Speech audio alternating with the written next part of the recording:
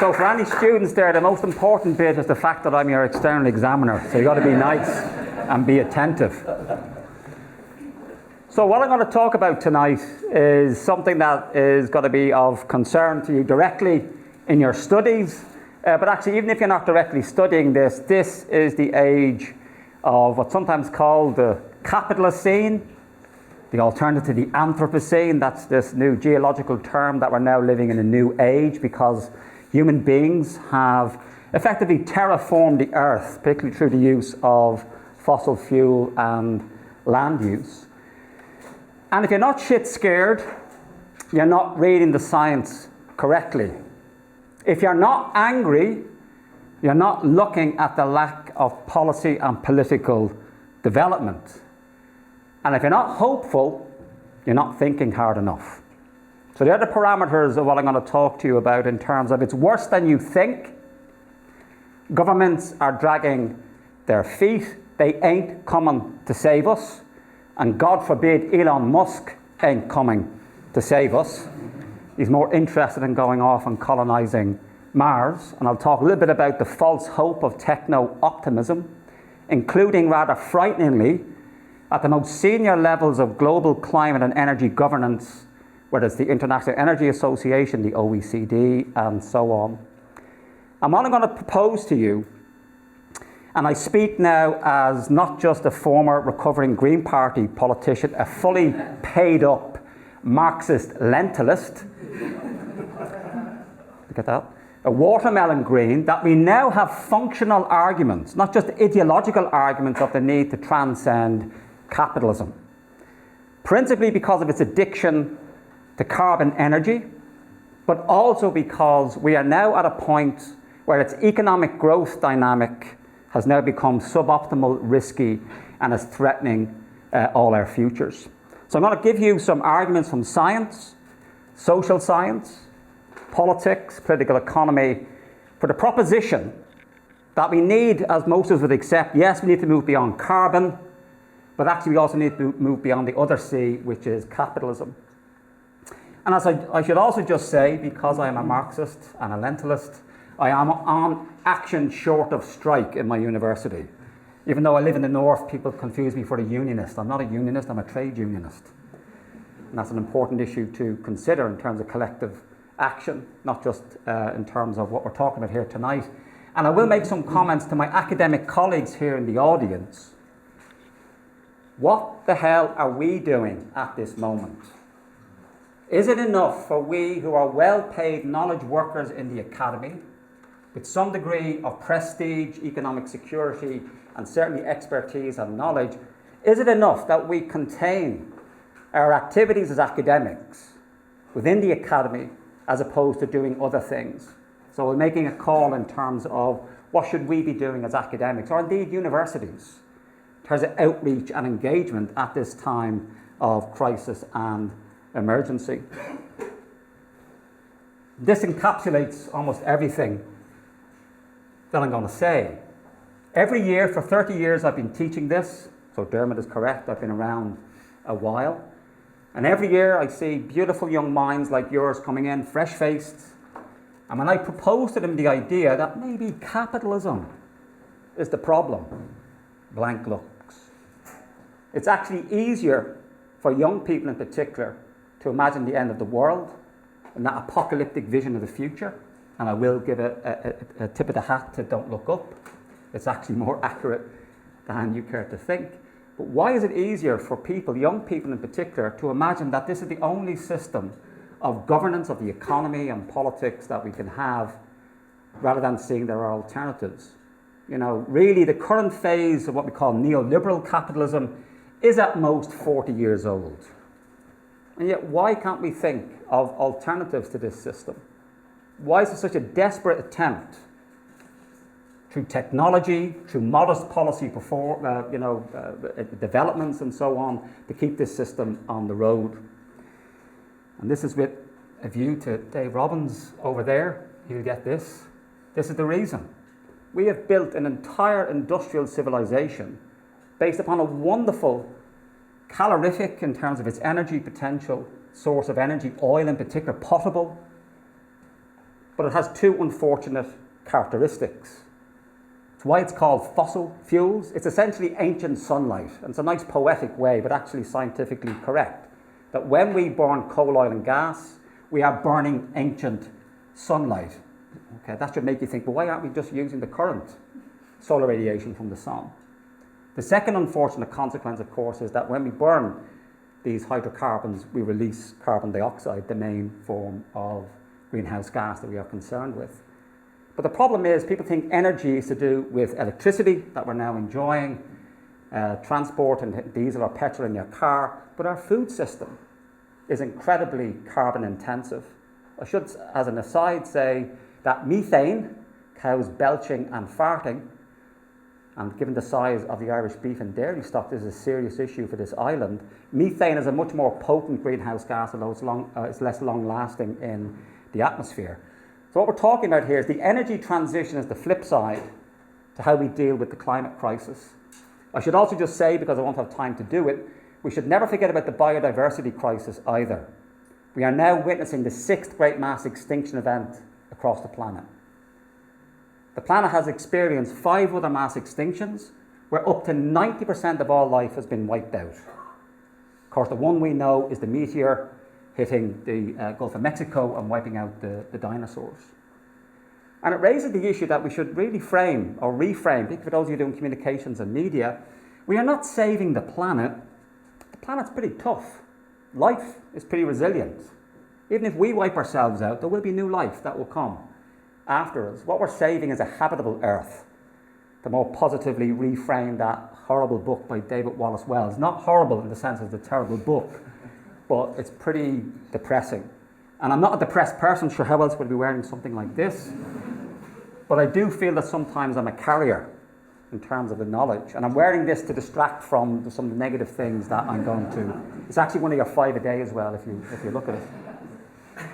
But of course, what occupies our politicians, our media, this was written before herself popped her clogs across the water, in terms of the obsession that we now see in the media. And don't get me wrong, it's a tragedy for some people, but this is a big bloody deal that we're dealing with here.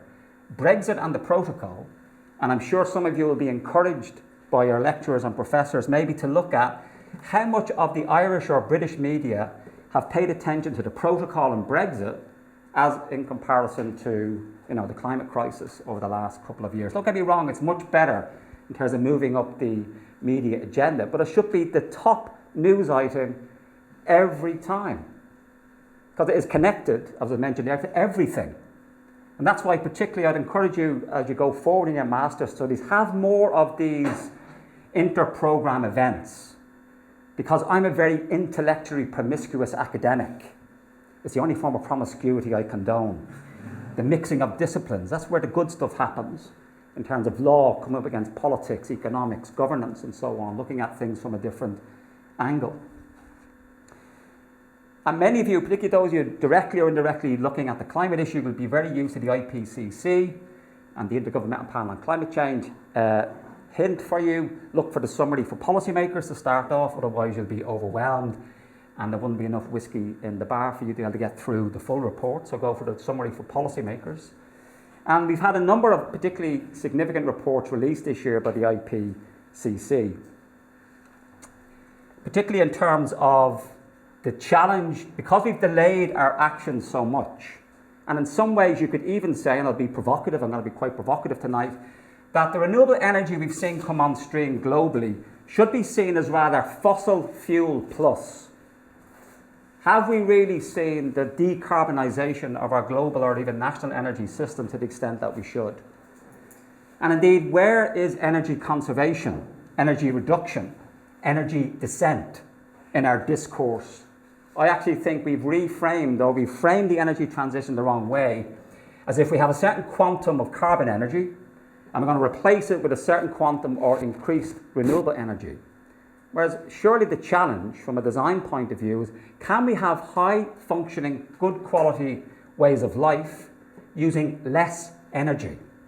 After all, the most cheapest and carbon effective and friendly form of energy is the energy we don't use.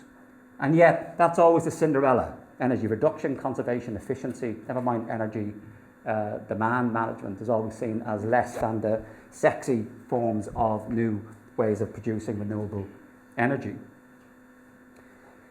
You should emblazon this on a t-shirt or have it around the rooms of the university. This was the concluding paragraph to one of the recent IPCC reports. And read it there, and it's written in this kind of scientific manner and all these figures in terms of probability and so on. But what it's saying is we have a short and diminishing closing window of opportunity to ensure a sustainable and livable future for all, and sustainable future for all. Now, to me, that's the equivalent of the world scientists shouting at the top of their voice, saying, please do not go down this path. Please move as quickly as you can. And the thing is, as you will learn on your courses when you're studying, particularly the IPCC, it's quite a conservative organisation. You're not just getting pure science. It's actually overseen, and overwritten is too strong, but policymakers, and there is political oversight in the report, which means, I think, in my view, I'd be interested in what others in the room might think, that the IPCC is actually quite conservative in what they're saying. Now, if this conservative climate change body is telling us we have a short and closing window of opportunity, where do we see our governments acting on this short and closing window of opportunity? And what we've seen over the last 50 years or so is a sad indictment of the failure of liberal, what I call here liberal reformism. You know, we've not seen really any great changes. There have been some modest changes. You know, depending on the particular analysis you look at, we're on trajectory to almost a 3-degree warmer world. We're at about a 1.1, 1.2 degree world. And look what's happened already.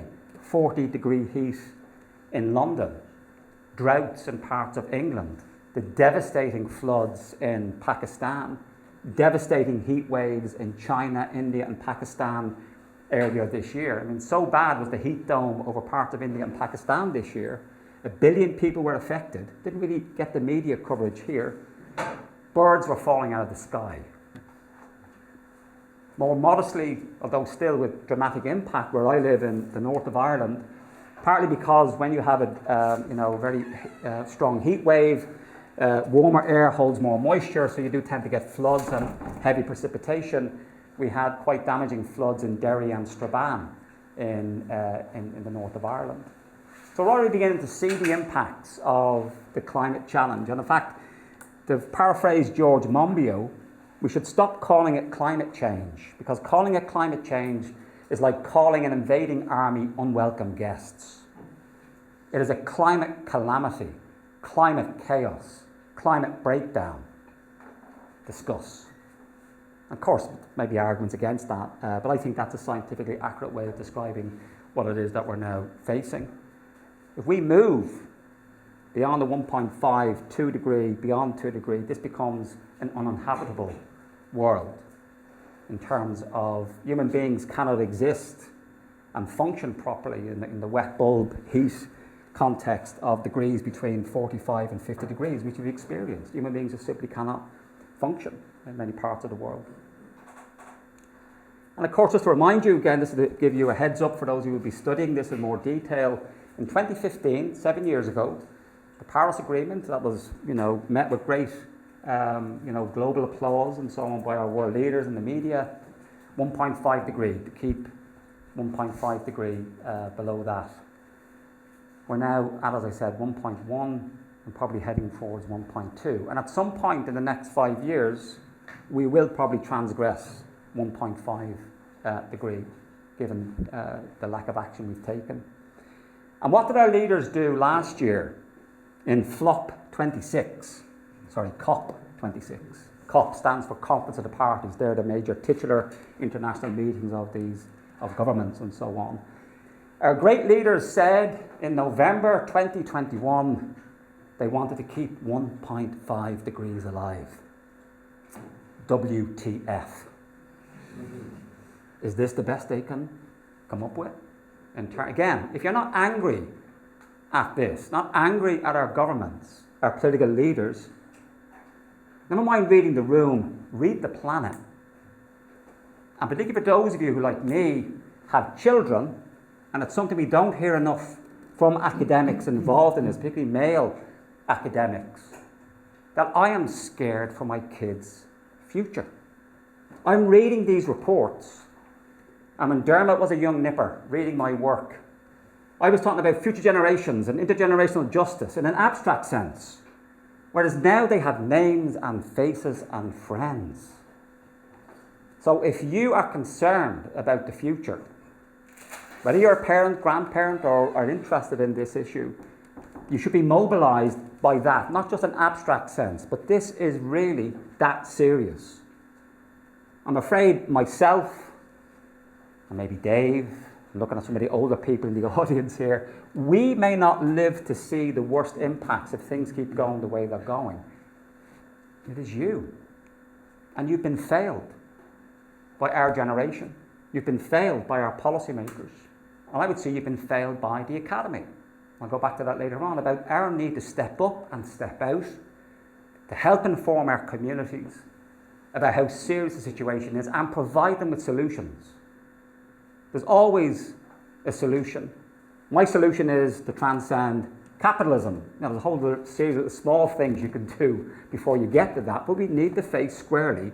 We've not only built an entire industrial society and civilization on an unsustainable energy source, carbon energy in particular, but we have now passed the point that the capitalist organisation of our economy is adding benefit, particularly for those of us who live in the global north.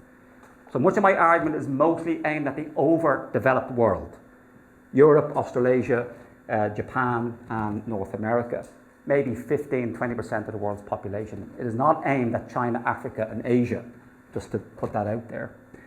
So we have to get rid of carbon, but I also think in our societies, we do not need more growth.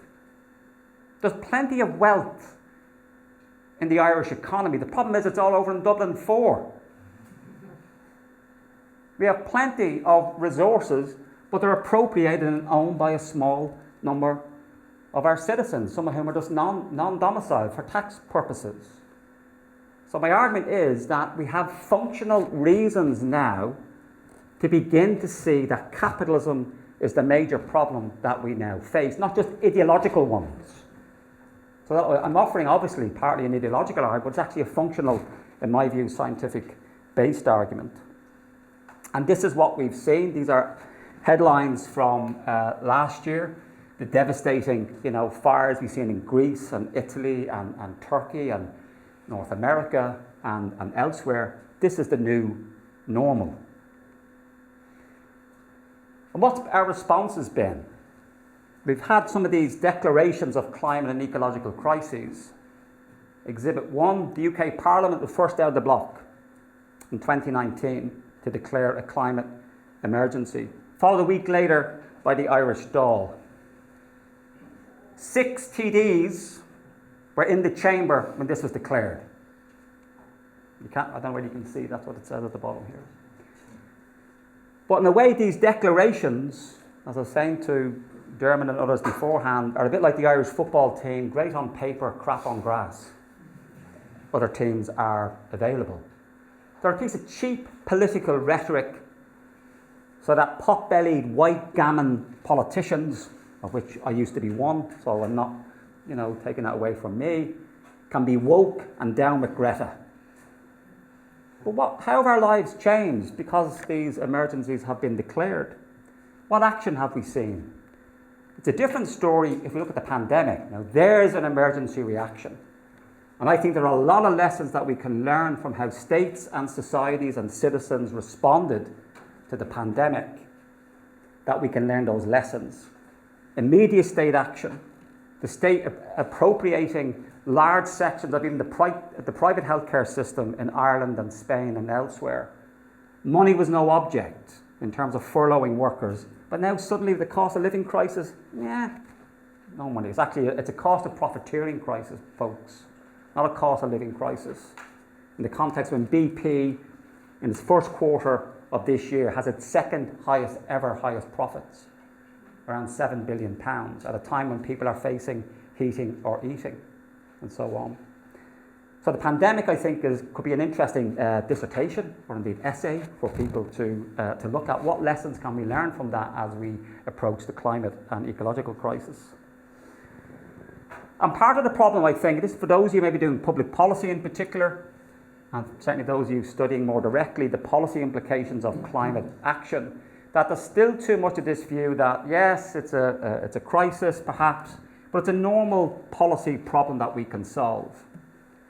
And therefore that lends itself in this kind of reformist tinkering. And I'll give you some example of this, particularly the bullshit of green growth, of which there's an awful lot of it about.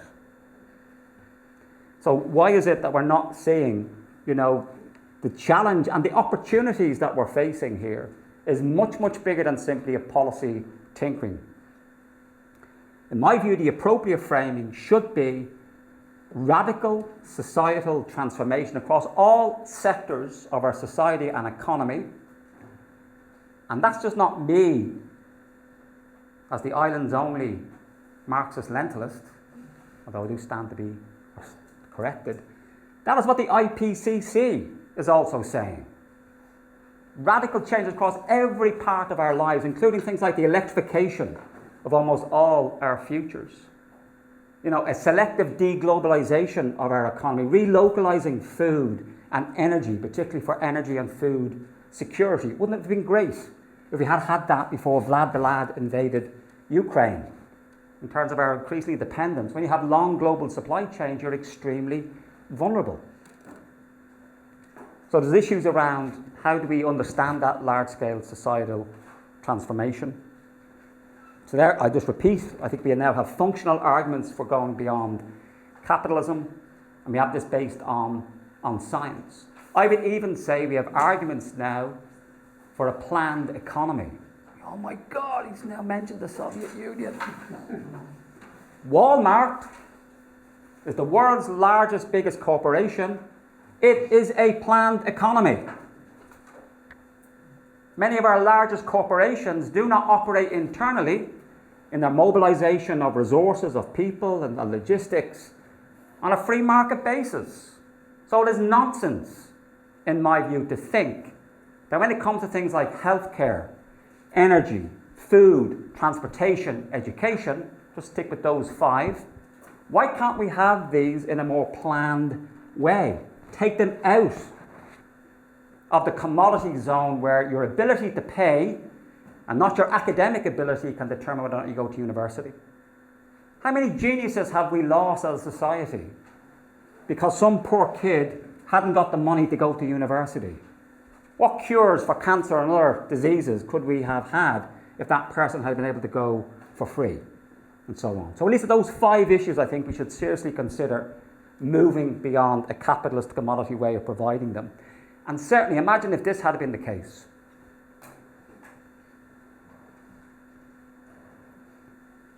But because of the stupid contract for difference way in which the Irish energy market is structured, you're not getting any benefit from how cheap renewable energy is, because it's pegged to the highest energy source, which currently is gas. And I'll just say as an aside, we would have a less geopolitically unstable world if we are using less energy and we are more reliant on renewable energy. We would not have wars in Iraq, 2003, mostly this is ancient history. In 2003, the US led a coalition that invaded illegally and occupied illegally Iraq because it had 17% of the world's proven oil reserves. When we have a global energy system that's based around oil, and we have large oil importers in the likes of America and Europe, it increases the likelihood of more resource wars that we've seen in Iraq, or even the current war in Ukraine.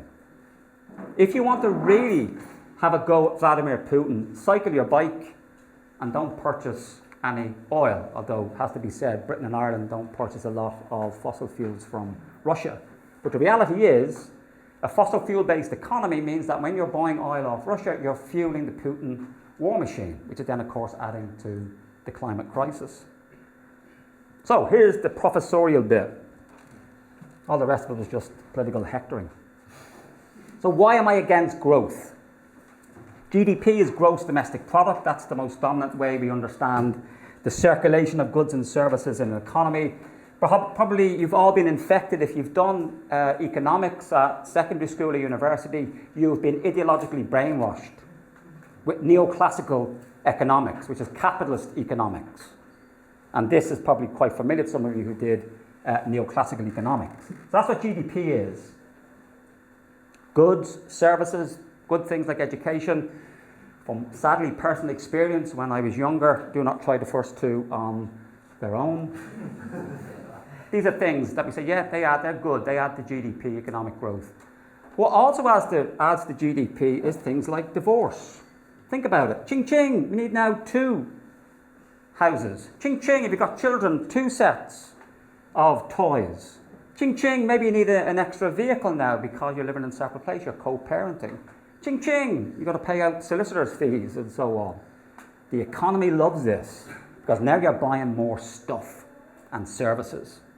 Because GDP economic growth is amoral. It's ethically blind, it doesn't care. You can buy a porno mag or a Bible, it does not care. Ching ching, all it recognises is the product that you've purchased. Even pollution can add to GDP. Yes, there may be a decrease in terms of fishing people or tourism, but also then litigation, having to pay people to clean up and so on. Ching ching adds to GDP. As I mentioned before, wars are good for GDP. Particularly for America. There was a massive, of course, military-industrial complex. The American Army and the Navy are the single biggest entities that consume oil on the planet. America is very dependent and very much part of this picture in terms of international relations. But wars are good for GDP. You can actually trace American GDP in particular. Every time America goes to war, it gets a bounce in its economy. Korean War, Vietnam War, war in Iraq. Let's hope to God we don't get a war in Ukraine, because that would be a third world war in terms of 2 nuclear powers facing each other. But what's not included in our GDP? The unpaid work of mostly women in our homes, the reproductive care labour in the home, the cooking, the cleaning, and so on. Where does that get included in our GDP figures? When's the last time any of you who've been listening to RTE here or other radio stations where they said, oh, today the studies been done by the ESRI and they've shown that the unpaid housework of women has increased by 20%. You never hear it. It's free labour. And yet without that labour, nothing works in our society. If there was a general strike by women, because it's mostly women who do this work, you would quickly see how quickly our societies begin not to function. So you should ask a chief executive of a corporation, what's it worth to that corporation that they're toilet trained? What's it worth to that corporation that person's toilet trained? Who did that? Basic proficiency in a language. Who did that?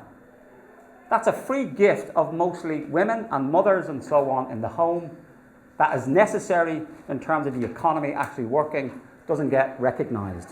What's also not recognised or included in GDP? Many of us are involved in community and voluntary activity in our communities. Because no money exchange is not a market exchange, doesn't get included. Yet most of the things is a good thing.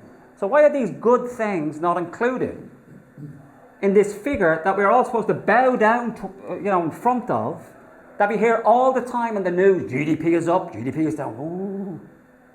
Most of us, if you ask somebody on the street, GDP is up or down, they're not quite sure why, but they kind of think GDP should be going up. Growth has this sense of maturation, development, and all these positive ideas behind it. But growth can also become cancerous. There's a threshold beyond which growth, like cancer, has become negative for the organism. And I would say that certainly in the overdeveloped minority world, we are now in a stage of uneconomic or cancerous growth. Our societies do not need more growth. We need more quality of life. We need more redistribution of the resources to meet our people's needs, but not more growth. In particular, as I'll show you in a moment, most of the growth in our economies is captured by a minority. It does not trickle down. Another great myth of neoclassical, neoliberal economics that will trickle down to those at the bottom. But perhaps most tellingly of all, for those of us who pride ourselves that we live in liberal democracies, the work involved in keeping our democracies going in terms of being a citizen, being an activist, all unpaid, doesn't get included in our GDP. So all this is work. So why is it that there are some forms of work that are included, some forms of goods and commodities are included and some others aren't? This is ideological.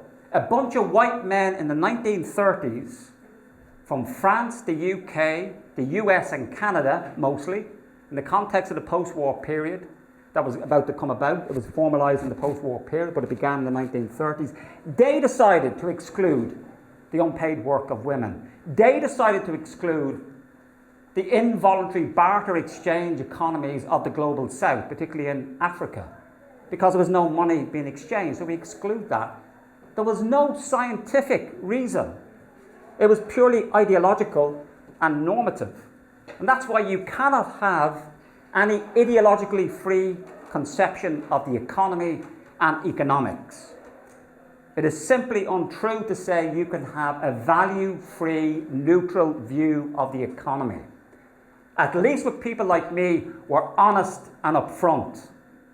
For those of you who had to be ideologically doctrinated by neoclassical economists, did any of your lecturers say, by the way, I'm a card-carrying member of the free market club? Maybe they did. They certainly didn't do it when I was learning economics in the 1980s. Marxism, feminism, oh, they're all ideological. What we have is big boy stuff. Scientific. We have lots of econometrics and pretty pictures. They're all ideological. So let's have a pluralism and then choose which of these ideologically based views of the economy do we want to have as we construct a sustainable economy. And there's an inextricable link between growth and capitalism. Basically, the capitalist system is based upon continuing economic growth. It's like a bicycle, either it goes and grows or it collapses. It has no steady state way of operating. Therefore, a post-growth economy, which is what I'd be arguing for, certainly for those countries in the global north, the overdeveloped world I mentioned a moment ago, you cannot call a post-growth economy capitalist. What we call it socialist, eco-socialist, a post-growth economy. I couldn't give a monkey's really about the name, but just functionally, scientifically, we need to move beyond a capital accumulation, ever-growing form of economic system.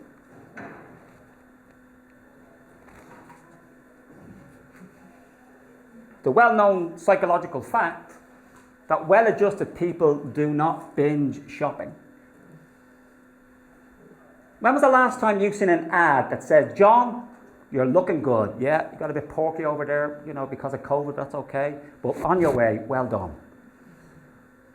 That's why never, ever, ever read beauty magazines. They only make you feel ugly. That's their feckin' point. Is to make you feel inadequate about how you look, your teeth, your body shape, size, your clothes. Advertising should be banned, at least for our children, during daytime television that they've done in Sweden, for example. There's a way of getting us into debt. We forget that a lot of the consumption that goes on in our society is based upon people getting into debt. And when you get into debt, you are disciplined. It's the reason why I often think that the students of the 1960s and 70s were much freer to engage in political action, because they were entering into university debt-free. It was free. Whereas if you're paying money, you're worried about getting involved in politics. It's a fantastic way in a free society to discipline potentially the most radical section of our population, i.e. young people. So our first problem with GDP, Exhibit 1. Read it there yourself. This may be familiar to some of you.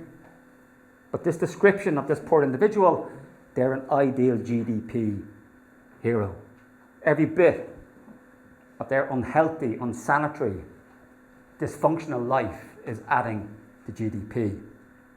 A second, one more particular to Ireland, is the idea of jobless growth.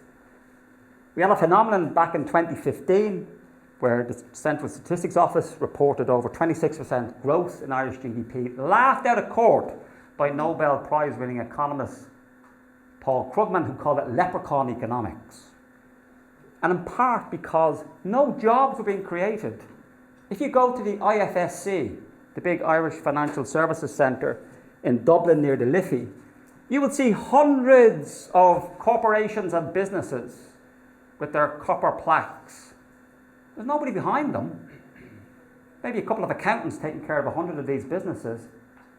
They are sluicing money through Ireland, adding to its GDP, particularly on the corporate financial side. No jobs. Surely we want jobs.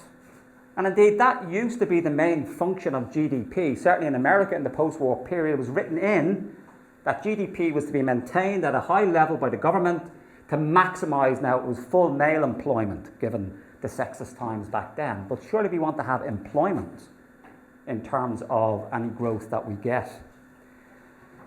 But also, economic growth is a fantastic ideological way that sounds very smart and very positive and very scientific to prevent claims for redistribution. Say, what are you arguing for more equal distribution? Sure, next year the cake's going to be bigger, even though yours is going to be a tiny little bit bigger than it was before, and yet somebody over there is taking up a quarter of the cake.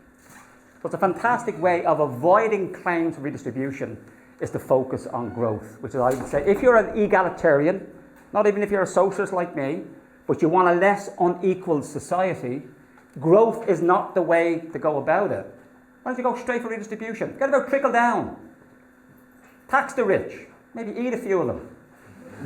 No, don't do that. They're probably not very healthy. But why don't we go for redistribution as opposed to necessarily always going for growth as the way to solve our problems? This is the Earth, 1972, beautiful. This is the Earth today. Notice the difference? No, it's the same. It's not growing. So how can the human economy, which is a wholly owned subsidiary of the natural world and its systems, it's a subsystem of the larger ecosystem, how can it grow within the confines of a non-growing planet? It's like a balloon in a box. This is the basic logic of limits to growth, a report that came out that many of you I hope you will read, because it's a classic, 1972, Limits to Growth. It's like a balloon that's growing in a box. At some point it's going to burst. Or, if you are a colonial power, or you're part of the colonial imperialist club, where we are, in Europe and North America, you can outsource the costs and the damage and the exploitation and the filth and the pollution to China, to Asia, to Africa, and yet we can continue on growing. If we were to include our Scope 3 emissions, what the fuck is Scope 3? Remember this when you're doing the lecture on it. These are our consumption-based emissions that don't usually get included in our policies. You would quickly see how utterly unsustainable our societies are. Because the pollution is in some special economic zone in China, it's not on our carbon balance sheet. We can feel all virtuous when we go and get our Tesla. But say, where's the lithium and cadmium and zinc coming for this car? Parts of the Democratic Republic of Congo, child labour, horrendous human rights violations, never mind environmental damage. So the argument here is that it is biophysically impossible to have an ever-expanding economy using more resources, more material, more pollution, and certainly increasing greenhouse gas emissions. So I'm not expecting to read all of this. I have sent the slides to Dermot and Stephanie. You can email them around to people. You can watch them at your leisure and disagree with all of them if you want. That's absolutely fine. Is that what I'm saying is that we should give thanks to capitalism, give thanks to carbon, give thanks to GDP and say, thanks for your service, now bugger off. So what I'm arguing here is not an anti-growth position. Growth from a very low economic base of poverty is positive. But what I'm saying is that orthodox, undifferentiated, well, I mean, it's not differentiated between, people getting divorced to increase GDP or buying pot noodles to increase GDP as opposed to building a road to a healthcare centre. Growth in our societies in the global north is not appreciably adding to human well-being. We're buying more shit. It's not making us any happier. Why are we buying it? Well, maybe the consumerism, maybe the status competition is helping with that. So the issue here is that we need to move beyond growth as quickly and in a planned way as possible, particularly from a global point of view, that if we do not go on a carbon diet in the global north, we will not have the development space globally for countries in the global south to grow their economies and lift people out of poverty. The difference is, I put it very starkly, is growth in the west, in the north, in the minority world, is a new brand of iPhone. Growth in the global south could be, it doesn't always have to be, but at least it could be about delivering water desalination plants, healthcare, necessary road infrastructure. It's really going to add appreciably to people's well-being. Essentially, to put it very baldly, growth in the global north is about meeting more extraneous luxuries, whereas growth in the global south is about meeting people's needs. And I'd like to think we can have a moral distinction between meeting luxuries and meeting needs. Now, from a scientific point of view, Mama Nature doesn't give a shit. Carbon emissions from your SUV, because you're a yummy mummy or a yummy daddy that just wants to pop down the road because you got your hair done, you're not going to get it wet, and you go down half a mile to get the newspaper, produces carbon emissions. If you're a hard-pressed woman in Africa that's burning dung or burning wood or burning some other fuel that's going to cause CO2, scientifically doesn't make any difference. So from a science point of view, it's not the issue here. It's a moral, political issue. Which form of carbon emissions are permissible and which forms are impermissible? And this is a good visual representation of where we're at. In terms of we're heading ever closer to this precipice, and yet those of us who've been saying this for 30 years, yes, I am that old, I know, I'm still good looking. We were as welcome and still are as welcome as a fart in a spacesuit for pointing this out. I'm often reminded of that old, Hans Christian Andersen myth or the fable, the emperor has no clothes. There's an incredible amount of groupthink among supposedly smart people. And what we need, particularly from the students, who are not as corrupted, although some of you have been ideologically corrupted, so I'm going to have to detoxify you at a separate session from neoclassical economics. You haven't been as corrupted into this groupthink yet. Never ever be afraid of asking that most childlike questions. It's like, why? Why do we need growth? What's growth for? What's its benefit? Rather than saying, God, it's a really stupid question. There is never, ever, ever a stupid question in a seminar, in a public meeting, in a boardroom, and so on. So we need to ask those childlike questions. Why does it have to be like this? Why can't we do it another way? And speaking of myths, there's plenty of them about. Some exhibits. The myth of green growth, greening business as usual, technologically decoupling, circular economy.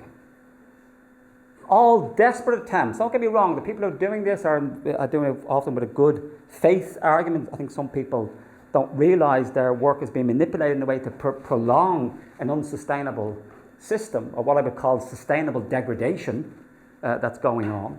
But there are all ways of keeping the capitalist show on the road, or what I call biofueling the Hummer. This idea, it's kind of a plug-and-play version of the future. We have this Hummer. That's the capitalist, growth-based carbon system. Well, let's take out the carbon and stick in good green renewable energy. Maybe a bit of green hydrogen. In fact, maybe sneak in a bit of blue hydrogen as well with a crack. The problem is not the fuel. I mean, we must not have a fuel focus in looking at the energy trend. It's a systemic change. Maybe the Hummer's the problem. Ask yourself, if you're a Christian, what would Jesus drive?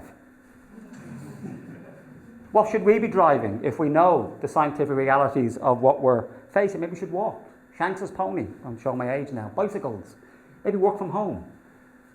Maybe there is a role, certainly for heavy goods vehicles, for green hydrogen. So this is not about being Luddite, although the Luddites get a bad press. They were simply working class people that weren't included in the discussion around changing their technological means of production. That's a separate story.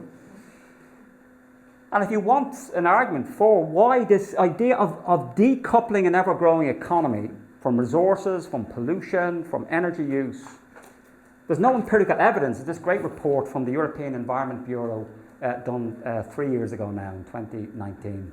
You see it there, decoupling debunked.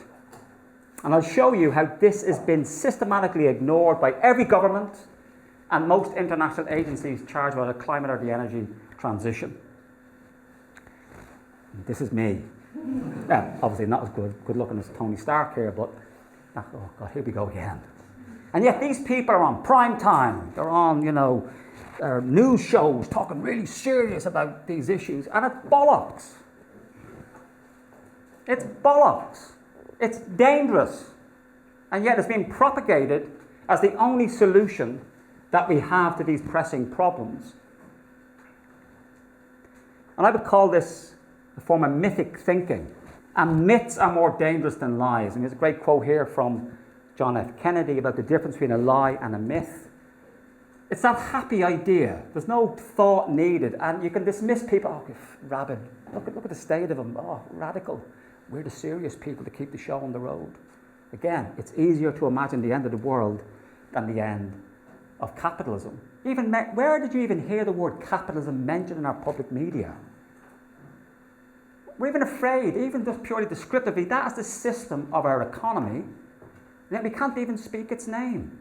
Because to speak its name is to reveal, capitalism, what's that mean? It's private ownership of the means of production. It's a for-profit system. We commodify as much as we can. Oh shit, didn't know that. That's pretty bad. Yeah, explains why the healthcare system is in the pisser. Explains why we have a housing crisis. We've commodified so many parts of how we need to meet our needs under a capitalist system, but we call it the economy. Particularly for those of you who said who've been ideologically indoctrinated by capitalist economics. And look at this for a doozy. So this is from the IEA. I tweeted it out, I think it was last year when it came out. I stand speechless. This is a massive, risky bet on all our collective futures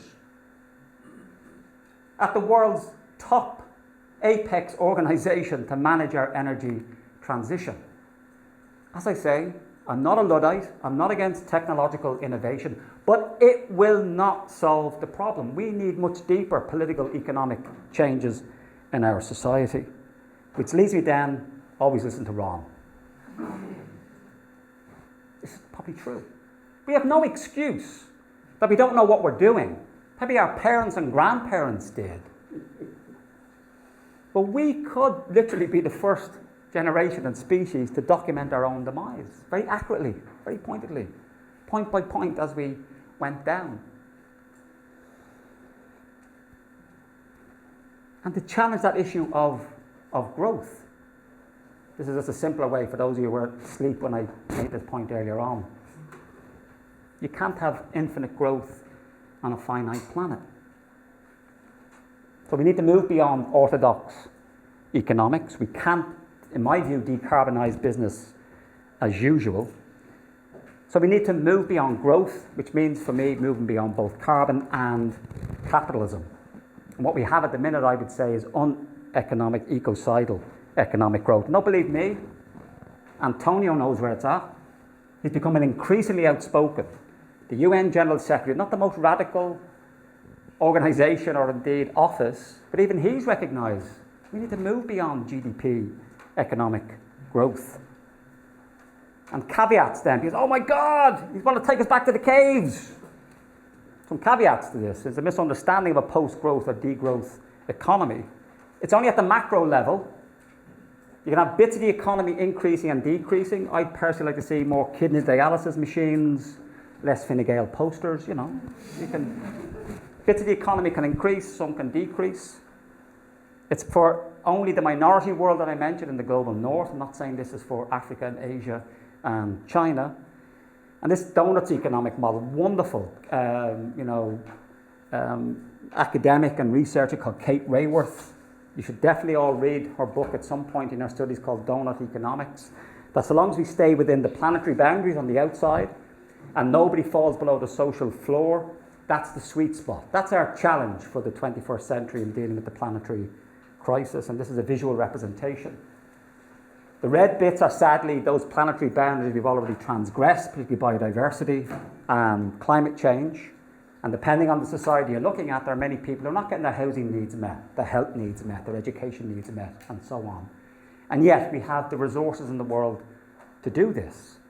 But because they're organised in a capitalist way, the resources aren't getting to the people who need them. That's the issue. But sadly, we've built a capitalist system that is making lots of money out of Armageddon. You know, our oil companies are already prospecting for more oil. We know this is the major cause of planetary breakdown, and yet these feckers are going to invest more money, and some of them are even looking forward to the melting of ice caps in different parts of the world so they can get the more sea-based hydrocarbons and so on. This is an ecocidal system. Scientists are now beginning to wake up. I'm going to wind up now. This is a letter that I, and I don't know whether others in the room signed it, the world scientists warning to humanity. What we said in that, again, we need to move beyond GDP. For scientific reasons, that's the point I'm trying to get across, not just for ideological, normative, political reasons. For scientific reasons, we need to move beyond this particular growth-based system. The latest IPCC report backs this up. Now, not completely. It's not coming out as a post-growth piece of analysis, but for the first time ever, it's now including, as it mentions here, some scenarios, and some researchers are saying that to stay within the 1.5 degree stabilisation and keep below 2, we need to consider post-growth or degrowth. And indeed, there's a lot of evidence that around the world people are up for this. This is from August 2021, Global Commons Survey. And the argument one of the questions they asked people was about economic growth. And what they found is that in the G20, they're the kind of richer countries, but they also include some, medium developed countries. Almost 3/4 of those who responded said that they do think that governments should now start prioritising ecological sustainability, human well-being, and not economic growth. So there is some evidence that the science is now coming into touch with, if you like, popular opinion. And here, I think this should be, the watchword in terms of what we need to do.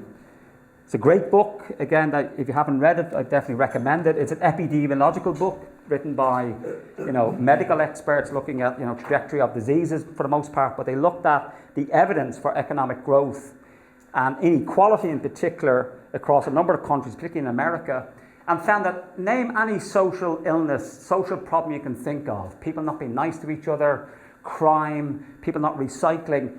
Whenever you see a society increasing its inequality, which has been caused by economic growth, I would propose, we do see that people are increasing in that trajectory. So in other words, if you want a better society, make it a less unequal society is the take home. And we have evidence that we can have alternatives. What about economic security? This is a report done by the International Labour Organization. And the point is the second bolded issue. The key is to have levels of low inequality in society, good public services. That adds to economic security, not necessarily increases in income, although that helps at a low level. So I think we can replace economic growth with economic security, certainly in the global north. And particularly have a challenge. This is a wonderful report that just came across. Maybe some colleagues in the room have come across it, 1.5 degree lifestyles. That's quite staggering. What they're saying is that, in the second paragraph, we're going to have to, in the global north, the overdeveloped world, the rich world, we're going to have to reduce our lifestyle carbon emissions by between 80 and 90%. That's how challenging it is. And this should not be seen, I would say, in a sacrificial mode, although it's often presented like that. What are we losing today in these high carbon, highly globalized, highly commoditized, stressed societies that we now live in? The prospect is that we can have a better world as a result of moving away from the current one that we have. And I do think there are moral issues to be considered here. Probably one of the world's better in terms of writing climate scientists, are some great activist climate scientists like Michael Mann and James Hansen and so on. But, if you look at Mike Hume, it's this issue. We should change it, kind of very male, a very enlightenment way, kind of an arrogant way we can often view the climate. It's what we can do for the climate. We're going to solve it, like tech bro. We're going to solve it. Whereas actually we reflect and say, what's it doing for us? Because there's a deep ethical, cultural dimension to all of this in terms of what is the good life in the 21st century. A question we haven't asked for quite some time. And I do think we may find some hope even through the apocalypse, which gets a bad rap, a bit like the Luddites. The apocalypse in the ancient Greek term simply means the lifting of a veil. It's a revelation. Whereas we in English in particular have a view of the apocalypse as unremittingly horrible and terrible. And I do think there may be an argument of letting go in terms of our dominant views of progress, particularly a capitalist consumer view. You know, frankly, in the global north where many of us live, not all of us, I appreciate that, the view of the good life for a young person in Ireland today or Britain is simply this: whoever dies with the most shit wins. What a terrible vision and aspiration to give to our young people. But that's basically it. All the messages you get of succeeding, being competitive, you can be the best, be little entrepreneurs, model yourself on Richard Branson or Elon Musk or that other gobshite, Jeff Bezos and so on. These are held up as our cultural icons. Where in our cultural spheres are we holding up those who help lift up people out of poverty, help their fellow human being? We don't seem to get that in our culture. Why is it? So I do think we need to perhaps see that this apocalyptic, it's a wake-up call, not an invitation to awake. To go back to that idea, why is it easier to imagine the end of the world than the end of capitalism? I can see Dermot shuffling here, so I'm going to wrap up. So I think we need new stories to live by. And what happens when the dominant myths that we have, we begin to say the horizon of the future is not like today with better apps, but is much, much different than it was in our imagination. Imagine the future is very, very different, and it's still open and still pluralist. It hasn't been set yet. And what about our structures of meaning? How do we make sense of our lives? A lot of our lives now are based around consumption, based around where we're living to work rather than working to live. What about a 3-day working week? Sounds good to me. If you have your basic needs met. But it may mean that we have to say, flying off to New York for a weekend shopping, that may not be possible. Frankly, who gives a shit? As long as people have their needs met, they can have staycations, we can have beautiful public buildings, we have a decent healthcare system, we can have housing for all. I think that's a pretty good exchange. But to do that, we have to challenge a capitalist system and invested interests who will fight tooth and nail against that, because what they have, they want to hold. And that's why I would say, philosophically, what we're facing now in the planetary crisis is a crisis of meaning as much as a crisis of the means, the resources, the energy, and so on in terms of our societies. So what is our role as academics? Is my challenge, all my colleagues here. I do think we have a responsibility at this time of great challenge and opportunity. We're privileged workers, many of us with security, because those at a professorial level. We should be leading on these issues in the public sphere with our communities of policymakers and so on. Why is it universities seem more in default comfortable with dealing with businesses, maybe policymakers, and not with communities? Where is the events that are going on in universities to invite our communities in so we can explain these things? Help figure out ways of adapting to them, being resilient to them, offering solutions for them, including demanding our government should do better. But if it is a planetary crisis, and I think the evidence is there, let's act like it. I don't see any sense of the academy responding. This is a wartime mobilization situation. We're facing the liquidation of the life-supporting systems of the planet, and we're sitting back and saying, we need to write another peer-reviewed article. Now, caveat, if you're a younger colleague that needs promotion, Dermot has started palpitations. I do think that needs to be done. But frankly, I don't need it. And that's why I spend most of my time now doing this type of stuff. You're not very good at it. That's fair enough. That actually we need to start doing something different in terms of bringing our knowledge to those who need it. But what does that look like? I don't know. And we need to face this reality. Rupert Reed and Jim Bendel, I know Jim gets a bad name about methane bombs and so on. I'm not going into that now, but I think he's quite right on this point. This is our comforting narrative. Dave, Dermot, Mai, Pat and so on, we all produce our research and we give it to the government and say, there you go now, make some policy changes. It ain't happening. It ain't happening, because if they were to listen to the science, we would not be in the shit that we're in, and we wouldn't be in the capitalist carbon growth-based economy that we're in. They're clearly not listening to the science, to use that Extinction Rebellion phrase. Don't look up it because I'm woke. I think this is more accurate than we care to admit. You know, if you haven't seen it, watch it. I am Jennifer Lawrence. In that scene, I was Tony Stark a minute ago. Now I'm Jennifer Lawrence. But it's that sense. If you watch that telling scene in the movie where the meteor's coming and they're trying to make fun of it, and she's like, "For fuck's sake, I'm going to die." You don't realise. And I think we have to wake up. I'm not saying everybody's like me, but watch it, learn. Don't believe anything I've said here tonight. Go and research it yourself, discuss it and so on. You should always make up your own mind before you open it. You always open your mind up before you make it up. I blame the Irish Times for that. That used to be one of their taglines. So, I'm just got to finish up. Pick a side. We cannot have capitalism on a growth-based system and a sustainable, carbon-resilient world. This short but rapidly closing window of opportunity is already upon us. Choose capitalism and green growth, or a sustainable future for all. It's a new development model. I think it's exciting. It's almost like, as somebody once said, imagine we're in the earlier days of building a better society.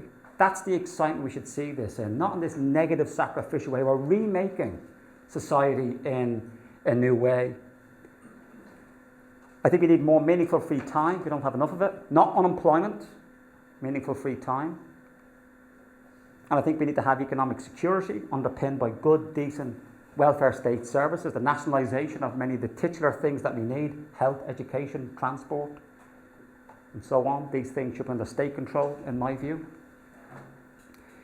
And the real challenge is not to decouple economic growth from pollution, resources and energy. How can we decouple human happiness and flourishing from growth itself? That's the real challenge that we now face as we move into the 21st century. So we think we need to navigate, and it's a difficult one to navigate, between apocalypticism, which I sometimes lapse into. Probably drink too much at that stage. Not a good thing to do when you're already a bit depressed. The other is happy, clappy liberal reformers. It's okay. We're all going to sort this out through technology. And we certainly shouldn't outsource our hope to you and young people. But I do think we need agency. What does that mean? Street protest, yes, could be. Occupying buildings, yes. Some people are even advocating blowing up pipelines. That's how bad things for some in the environmental climate movement. I'm not advocating that, but to show you how serious things are getting for people. Not seeing any change in our societies that are securing our future. And the thing about hope, not optimism. Optimism is the happy idea it's all going to be fine. It's the Irish equivalent of, it'll be grand. This kind of vague sense it'll all work itself out. I think that's a really risky way to view the future. It'll be grand. That's optimism. Hope holds open the possibility of failure, and it requires agency. You cannot outsource hope to a technology, or so you've got to do it yourself. So I hope at least you go away tonight with some degree of agency and hope, and don't leave you completely shit scared. And that's why we need, as I say, hope, not optimism. And courage. Because if you stand up in a room and say the emperor has no clothes, and say, hold on, this growth stuff is a load of nonsense, it's hard. Because often you're in a minority of one. So I do think there should be some occasion in the training of students in this issue for the virtues of courage, collectively coming together so that you have the evidence, you're able to. It's not everybody can do this, but we do need to start speaking truth to power. We do need to start to say we've got to listen to the science, and that can be uncomfortable to do so. And that requires courage, not something that you often get in a master's or undergraduate degree. Again,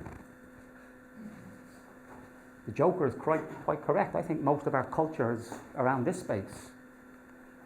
And again, as I said, go back to why is it easier to imagine the end of the world than the end of capitalism? And then my final slide. It's this idea. That's difficult, the issues I've raised here, but we can't ignore them. We can't outsource them to a technology or the government. It ain't going to come and save us. We've got to face this and decide what we as individuals, as students, as activists, as parents, as shareholders, as party activists or whatever, what are we going to do? Because we can't overcome things unless we face them. And I think, unfortunately, we haven't really faced the full reality and the full wonderful opportunities that are there in moving beyond this broken, suboptimal, risky system. A bit like, if you know your Monty Python, it's a dead parrot. Let's give it a good wake and move on to something better. So, thanks for listening.